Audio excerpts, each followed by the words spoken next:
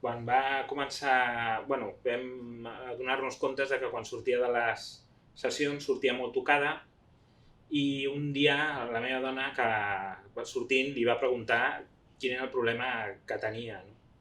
I ella va dir que de problema no tenia cap, sinó que tenia un desig, i el seu desig era ser una nena. Al principi la meva dona va reaccionar molt estranyada, però li va sorgir molt neguit a ella i m'ho va comunicar. Jo, la veritat, no li vaig donar la importància, pot ser que li hagués tingut que donar en aquell moment.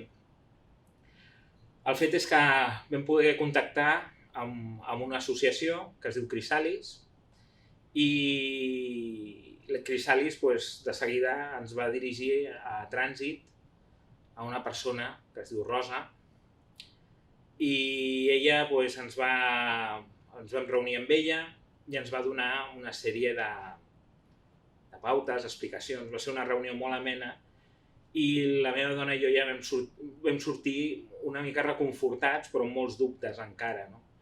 Perquè me'n recordo molt que ens explicaven el tema d'acompanyar, no? I jo no ho entenia, i la meva dona potser tampoc. Volíem potser unes pautes o alguna cosa que seguir, no?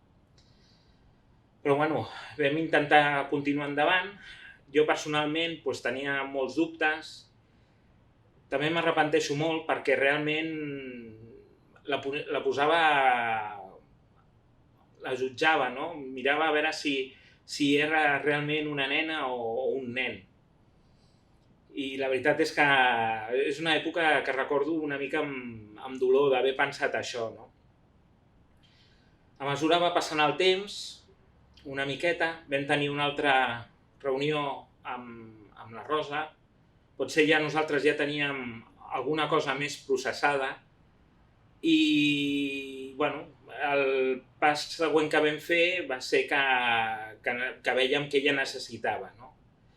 Llavors la Rosa ens va donar un consell molt senzill, era tenir un calaix màgic on poder guardar la seva robeta i que algun dia poguéssim fer alguna sortida amb ella, que se sentís i es vestís com ella volia. El fet és que jo recordo que el dia que la vam acompanyar vam anar a un centre comercial, ella es va vestir de nena i recordo el seu somriure. No? I en aquell moment, jo francament, personalment, em vaig donar compte de que tots els dubtes que podia tenir, aquell somriure ho curaven tot. Sabia perfectament el que era ella i el que volia ser. No? I arran d'això també, i d'haver-li donat aquesta oportunitat, tot va anar molt ràpid. Hem d'agrair molt també el tema a l'escola on va ella, a l'escola Garigot, on tant els mestres com el director, com tot l'equip docent, de seguida ho van entendre, ens